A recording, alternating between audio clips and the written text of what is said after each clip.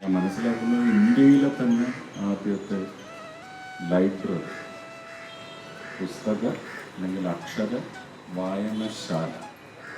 എന്താ നമ്മുടെ ഭരണഘടന അനുശാസിക്കുന്ന രീതിക്കപ്പുറം നമുക്ക് അതിനകത്തൊരു സാന്നിധ്യം അറിയിക്കുന്ന തരത്തിൽ പോലും ഒരുപക്ഷെ ചില വിഷമതകളൊക്കെ ഉണ്ടാവും.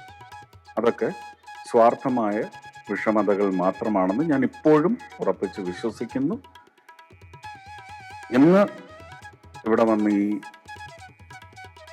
ഒരു സ്മരണ, ഒരു സമർപ്പണത്തിൻ്റെ രൂപത്തിൽ അർപ്പിക്കാൻ സാധിക്കുന്നത് ഈ വരുന്ന തിങ്കളാഴ്ച ഇന്ത്യൻ പാർലമെൻറ്റിൽ എൻ്റെ രാഷ്ട്രീയ കക്ഷിയുടെ കേരളത്തിൽ നിന്ന് തിരഞ്ഞെടുക്കപ്പെട്ട ആദ്യത്തെ ജനപ്രതിനിധി, ലോക്സഭാ പ്രതിനിധി എന്ന നിലയ്ക്ക് തിങ്കളാഴ്ച കാലത്തെപ്പോഴെങ്കിലുമായിരിക്കും ഞാൻ സത്യപ്രതിജ്ഞ ചെയ്യുന്നത്.